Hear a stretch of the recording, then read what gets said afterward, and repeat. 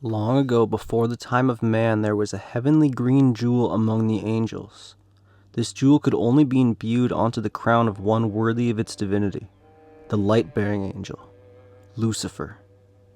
But at his fall, so too did the sacred jewel fall down to earth, lost forever to the heavenly realms, waiting to be found by the hands of man, who also will have to make the choice. Will the stone corrupt him, or imbue him with divine powers from heaven? You won't find this story in any religious text.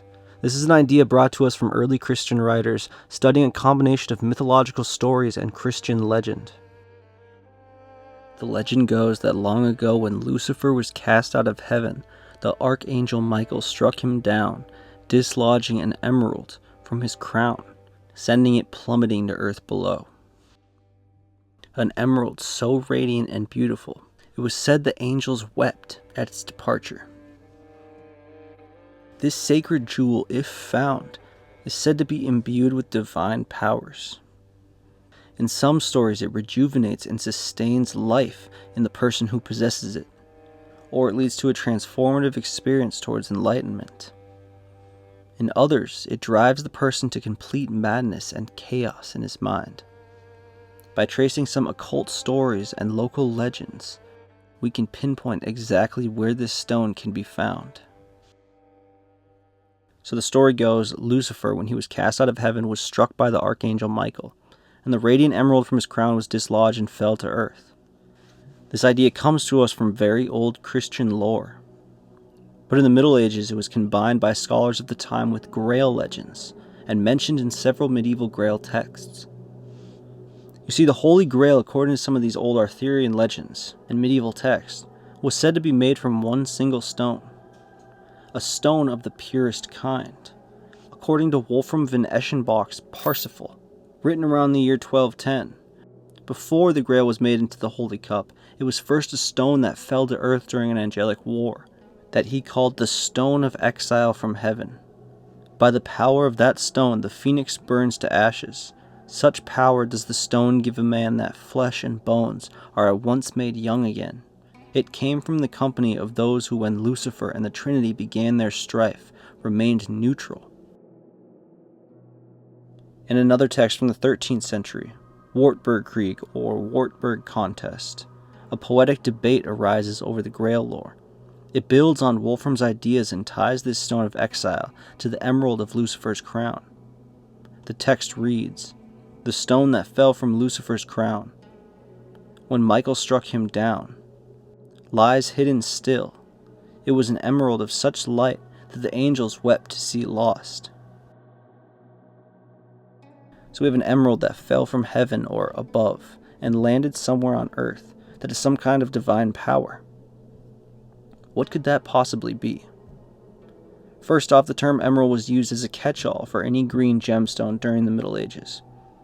Emeralds aren't something that we find on meteorites or anything that falls to Earth from space. However, there has been olivine or peridot found on meteorites that fell to Earth. While these are very cool and close to what we're looking for, I don't think they have that awe factor, some kind of giant crystal would. The largest emeralds ever to have been found are mainly from two places, Colombia in South America and Zambia in Africa. And while these are extremely rare and incredible, these emeralds were formed naturally deep in the earth. The main thing people point to as being the emerald spoken of in these Grail texts and discussed by occult and New Age groups is something called Moldivite. And it's not a crystal at all. It's actually a green glass that's only found in one spot on Earth in Europe, where a huge impact caused the sediment to melt, turning it into this mysterious green-colored glass. And while this isn't the emerald itself, it's clearly been imbued with the essence of this emerald fallen to earth if the stories are true. Most impact glass is dark black or translucent yellow or white, but this stuff shines bright green. Something in the meteorite that crashed here caused this whole area to melt and turn green.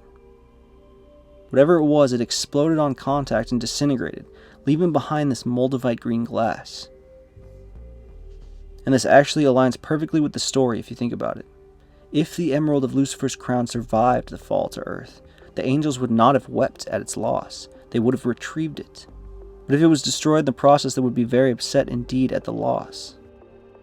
But despite its destruction, many say its powers were imbued onto this green glass. Local Czech folklore also speaks of this impact glass in their oral traditions, dating back even further than the Grail text we mentioned earlier. As recorded by the 19th century historian Franz Xaver Ziepp, Moldivite, called Voltava locally after the river it's found in, was prized in Bohemia.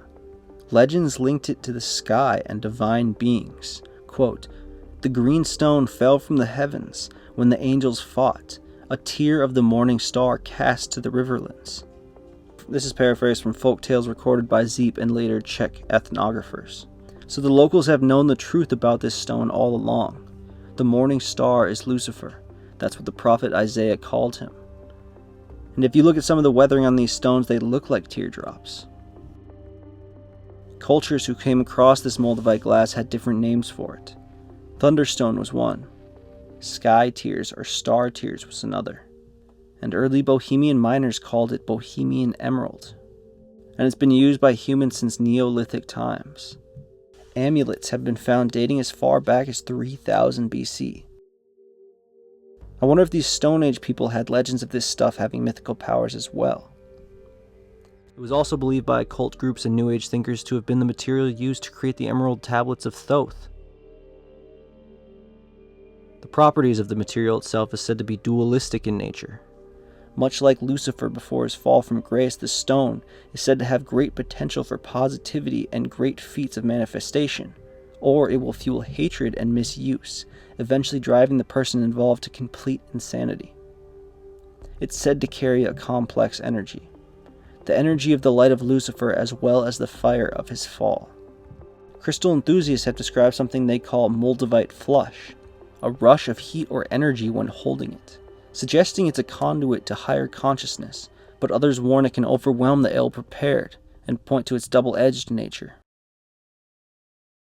But this isn't the only ancient legend of a green stone with supernatural powers. In Buddhist and Hindu traditions, we find something similar. The Cintammani stone, which is weirdly also depicted as green in a lot of these old artworks. This is something found all across the Buddhist world, a sort of Eastern version of the Philosopher's Stone. It's said to be a spherical jewel that fulfills any wish of the wielder, described in Hindu and the Mahayana Buddhist traditions. In Hindu traditions, the Cintammani stone is a fabulous gem tied to the gods like Vishnu and Ganesha. The Vishnu Purana mentions the Syamantika jewel, a prosperity-bringing stone that some link to Cintammani, seen worn by Vishnu as the Kaustubhamani, or adorning the Naga king's forehead. The Yoga Vashishtha tells of a Cintammani stone that grants wishes. In Buddhist mythology, the story gets more concrete. The Cintammani stone is one of the Mani jewels, often depicted as a luminous pearl held by the bodhisattvas. Tibetan lore says it fell from the sky in a chest with 4 relics, including Buddha's bowl, bringing Dharma to Tibet. Its power was so immense, capable of manifesting wishes, curing disease, or purifying water, that it was deemed dangerous and hidden in Shambhala. Some believe that the stone will return with the future incarnation of the Buddha, the Maitreya Buddha.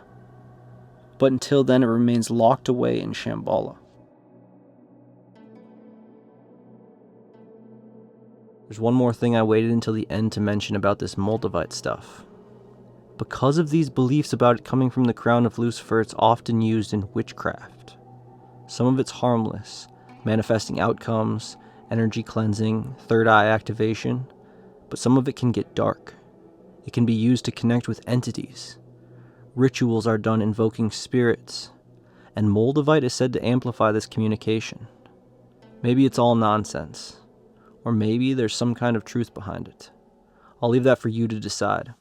Let me know your thoughts on this green stone in the comments. And make sure you go check out our new merch. It not only has our designs, but they're also really comfy. I was pleasantly surprised. You can find that if you scroll down, or there's more merch on our website as well at talesoftheoldworld.com. Thank you all for watching.